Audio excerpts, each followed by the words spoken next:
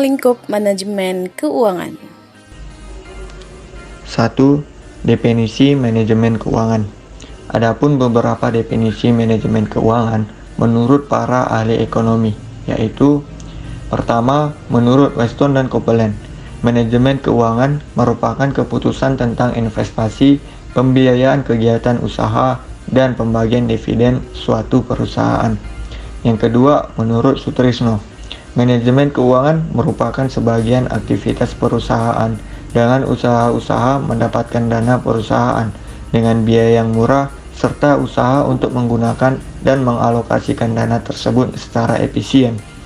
Yang ketiga, menurut Lifman, manajemen keuangan merupakan usaha untuk menyediakan uang dan menggunakan uang untuk mendapat atau memperoleh aktiva.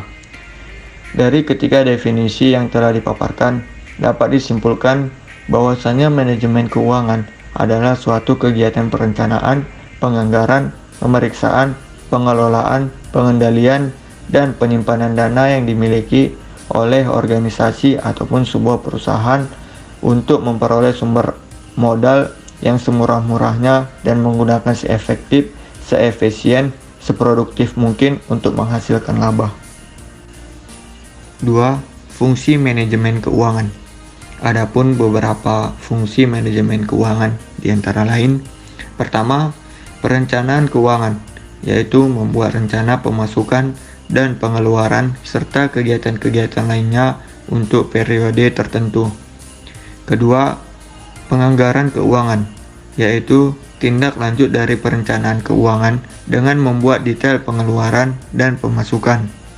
Ketiga, pengelolaan keuangan, yaitu menggunakan dana perusahaan untuk memaksimalkan dana yang ada dengan berbagai cara. Keempat, pencarian keuangan, yaitu mencari dan mengeksploitasi sumber dana yang ada untuk operasional kegiatan perusahaan. Kelima, penyimpanan keuangan, yaitu mengumpulkan dana perusahaan serta menyimpan dana tersebut dengan aman. Keenam, pengendalian keuangan, yaitu melakukan evaluasi serta perbaikan atas keuangan dan sistem keuangan pada perusahaan. Ketujuh, pemeriksaan keuangan, yaitu melakukan audit internal atas keuangan perusahaan yang ada agar tidak terjadi penyimpangan. Dengan adanya 7 fungsi manajemen keuangan ini, tentunya dapat mempermudah bagi sebuah perusahaan dalam prosesi memaksimalkan manajemen keuangan bagi perusahaan-perusahaan tersebut. Sumber dana. Sumber dana ini ada dua, yaitu sumber dana jangka pendek dan sumber dana jangka panjang. Sumber dana jangka pendek diantaranya trade credit, letter of credit, commercial paper, dan factoring. Trade credit berfungsi sebagai sumber dana bagi perusahaan barang telah dapat diterima tetapi pembayaran diserahkan di kemudian hari.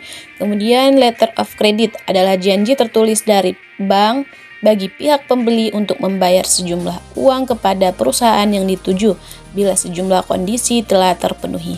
Kemudian commercial paper adalah surat berharga yang diterbitkan dan dijual oleh perusahaan besar dan terpercaya untuk memenuhi kebutuhan jangka pendeknya.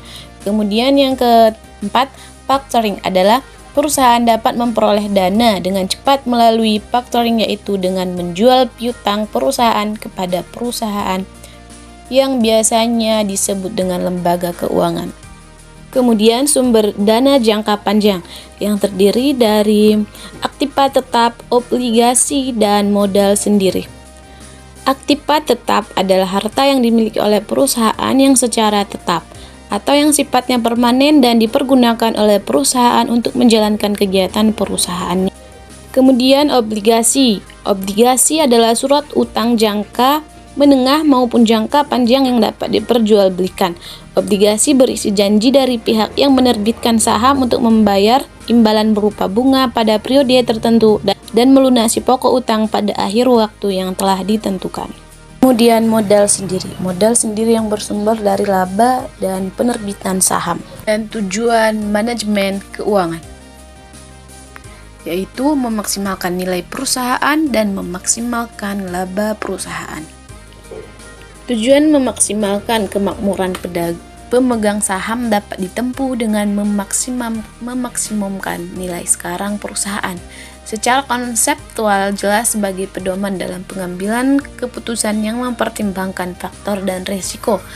Manajemen harus mempertimbangkan kepentingan pemilik, kreditor, dan pihak lain yang berkaitan dengan perusahaan. Kemudian memaksimalkan kemakmuran pemegang saham, lebih menekankan pada aliran kas daripada laba bersih dalam pengertian akuntansi, dan tidak mengabaikan sosial objektif dan kewajiban sosial seperti lingkungan eksternal, keselamatan kerja, dan keamanan produk. Prinsip manajemen keuangan. Manajemen keuangan tidak hanya berkutat seputar pencatatan akuntansi saja. Di dalam sebuah prakteknya, manajemen keuangan adalah tindakan yang diambil dalam rangka menjaga kesehatan keuangan sebuah organisasi. Untuk itu, dalam membangun sistem manajemen keuangan yang baik perlu kita mengidentifikasikan prinsip-prinsip manajemen keuangan yang baik itu pula. Ada 7 prinsip dari manajemen keuangan yang harus diperhatikan. Di antaranya, yang pertama, konsistensi. Sistem dan kebijakan keuangan dari organisasi harus konsisten dari waktu ke waktu. Pendekatan yang tidak konsisten terhadap manajemen keuangan merupakan suatu tanda bahwa terdapat manipulasi di pengelola keuangannya. 2. Akuntabilitas. Akuntabilitas adalah kewajiban moral atau hukum yang melekat pada setiap individu, kelompok, ataupun organisasi untuk menjelaskan bagaimana dana, peralatan, atau kewenangan yang diberikan pihak ketiga telah digunakan. Organisasi harus dapat menjelaskan bagaimana dia menggunakan sumber dayanya dan apa yang telah dia capai sebagai pertanggungjawaban kepada pemangku kepentingan dan penerima manfaat. Yang ketiga, adanya transparansi. Organisasi harus terbuka berkenaan dengan pekerjaannya, menyediakan informasi berkaitan dengan rencana dan aktivitasnya kepada para pemangku kepentingan, termasuk di dalamnya menyiapkan laporan keuangan yang akurat, lengkap, dan tepat waktu, serta dengan mudah diakses oleh pemangku kepentingan. Yang keempat, adanya kelangsungan hidup. Agar keuangan terjaga, pengeluaran organisasi di tingkat strategik maupun operasional harus sejalan dengan dana yang telah diterima. Kelangsungan hidup merupakan suatu ukuran tingkat keamanan dan keberlanjutan keuangan organisasi. Yang kelima, adanya integritas. Dalam melaksanakan kegiatan operasionalnya, individu yang terlibat harus mempunyai integritas yang baik. Selain itu, laporan dan catatan keuangan juga harus dijaga integritasnya melalui kelengkapan dan keakuratan pencatatan keuangan. Yang keenam, adanya pengelolaan. Organisasi harus dapat mengelola dengan baik dana yang telah diperoleh dan menjamin bahwa dana tersebut digunakan untuk mencapai tujuan yang telah ditetapkan. Yang ketujuh, yang terakhir, yaitu adanya standar akuntansi. Sistem akuntansi dan keuangan yang telah digunakan organisasi harus sesuai dengan prinsip dan standar akuntansi yang berlaku umum. Hal ini berarti bahwa setiap akuntan di seluruh dunia dapat mengerti sistem yang digunakan organisasi tersebut.